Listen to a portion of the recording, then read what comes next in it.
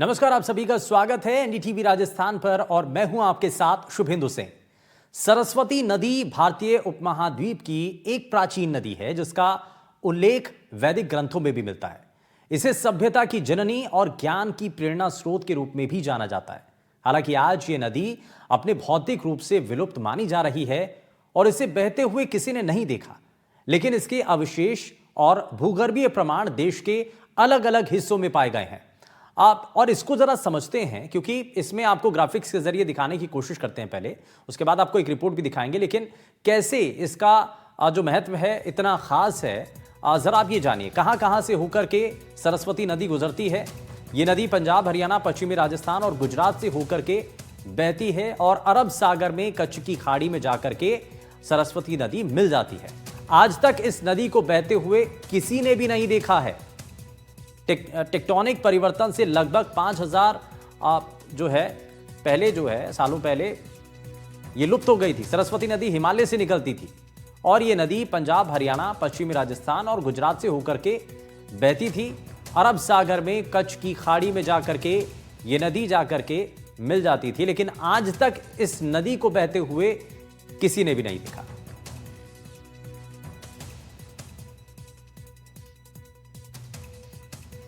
तो ये आपको जरा बताते हैं कि कैसे आप ये इसकी महत्वता इतनी पुरानी है और क्यों इतना खास इस नदी को बताया जाता है। आप दरअसल अरब सागर में कच्छ की खाड़ी में ये नदी जाकर के मिलती है और इसकी जो खासियत है, इसको आप देखिए, बड़ा महत्व इसका है। अब जरा आपको एक रिपोर्ट भी दिखाते हैं और इस रिपोर्ट के जरिए आपको पता चलेगा और क्या क्या चीजें इस दौरान नजर आती हैं, इस नदी से जुड़ी क्या खास बातें आगे आप देखिए।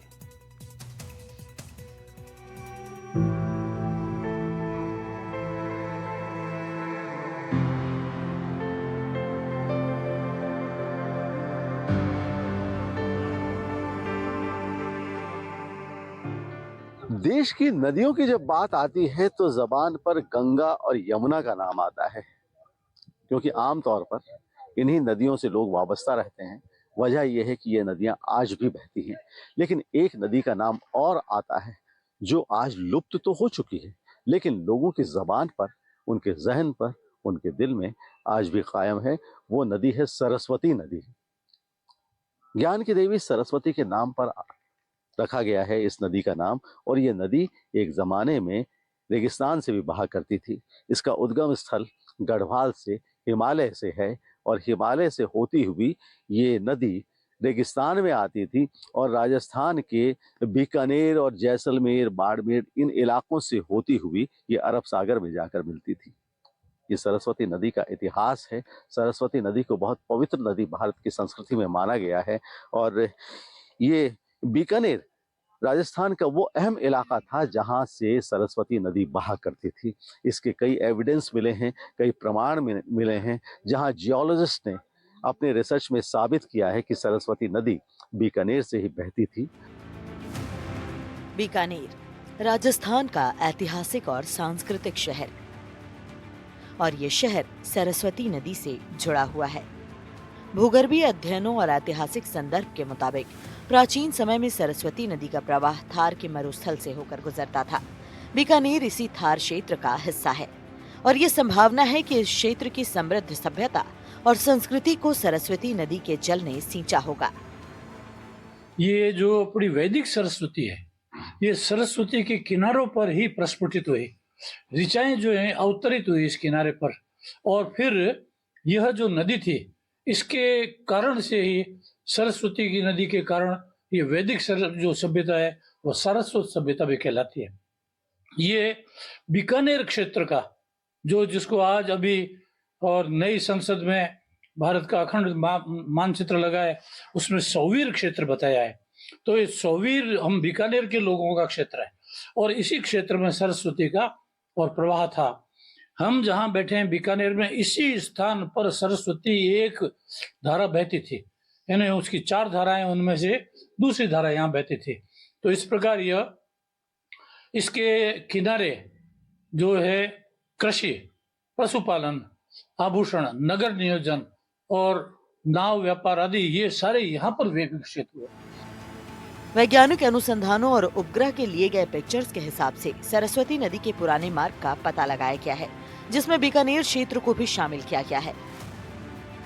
भूगर्भीय जांचों में बीकानेर के आसपास के क्षेत्र में नदी की उपस्थिति के प्रमाण मिले हैं, जैसे कि नदी की सूखी धाराएं, तलछट और जलस्तर के अवशेष। ये सभी सरस्वती नदी के बीकानेर से होकर बहने की कहानी कहते हैं। अगर हम प्रमाणों की बात करें तो हम आर्कियोलॉजिकल एविडेंस ही मान सकते हैं, जियोमॉर्फोलॉजिकल एविडेंस ही मान सकते हैं, फिर हाइड्रोजियोलॉजिकल एविडेंस ही मान सकते हैं। तीनों की बात करूं, हम बात करते हैं आर्कियोलॉजिकल एविडेंसेस की, तो सूरतगढ़ की रंगमहल कल्चर, फिर बीकानेर में दक्षिण में जो शिवबाड़ी है, शिवबाड़ी के आसपास से जो सभ्यता मिलती हैं उनके एविडेंसेस, और तीसरा हम सभी जानते हैं कि कोलायत एक पवित्र नदी है, पवित्र सरोवर है, और जहाँ पे कपिल मुनि ने एक तपस्या की। हम सभी जानते हैं कि सभी सभ्यताएं या इस तरह के जो भी उनके क्षेत्र थे वो किसी नदी के किनारे ही थे। तो ये कुछ एविडेंसेस हैं जो कि आर्कियोलॉजिकल हैं। अगर हम जियोमॉर्फोलॉजिकल एविडेंस के रूप में इसमें लें तो भी हम जानते हैं कि राजस्थान में पर्टिकुलरली बीकानेर के अंदर हमको कंकर मिलता है, जिसको आम भाषा में मुड कहा जाता है। तो ये मुड़िया कंकड़ जो है ये बहुत अच्छा एविडेंस है ये बताने के लिए कि राजस्थान में पर्टिकुलरली बीकानेर के अंदर हमको कंकर मिलता है। बीकानेर के क्षेत्र में सरस्वती नदी के प्रवाह के कारण यहाँ प्राचीन काल में कृषि और जल आपूर्ति का समृद्ध साधन रहा होगा। इसके साथ ही ये क्षेत्र व्यापारिक मार्गों का केंद्र भी बना, जिससे बीकानेर की सभ्यता और सांस्कृतिक विकास को महत्वपूर्ण योगदान मिला। बीकानेर एक ऐसी धर्मधरा है जहाँ सांख्य दर्शन के प्रणेता कपिल मुनि ने यहाँ तपस्या की, और वो तपस्या की उन्होंने सरस्वती नदी के तट पर, जो आज उनकी याद में श्री कोलायत धाम यहाँ है। और अपन देखते हैं जहाँ भी निकलते हैं, ये कर्मीसर है, श्री राम सर और है, तो जो जंगल में गड्ढे यानी कि जो कंचे कहते हैं, नदी जब बहती है जो पत्थर समतल हो जाते हैं, गोल हो जाते हैं ना, तो वो वहाँ विद्यमान है। तो उससे ये पता चलता है कि यहाँ कई हजारों वर्षों पूर्व नदी बहती थी जो लुप्त हो गई। और ऐसा माना जाता था कि जब तीर चलाया गया समुद्र को सुखाने के लिए तो उसका असर इस नदी पर भी हुआ और ये नदी सूख गई। जलवायु परिवर्तन और भूगर्भीय गतिविधियों की वजह से सरस्वती नदी धीरे धीरे सूख गई। इसका प्रवाह रेगिस्तान में विलुप्त हो गया और इसके परिणाम स्वरूप बीकानेर क्षेत्र में जल संकट उत्पन्न हुआ। हालांकि सरस्वती नदी की यादें और इसके महत्व का वर्णन आज भी भारतीय इतिहास, पौराणिक कथाओं और साहित्य में जीवित है।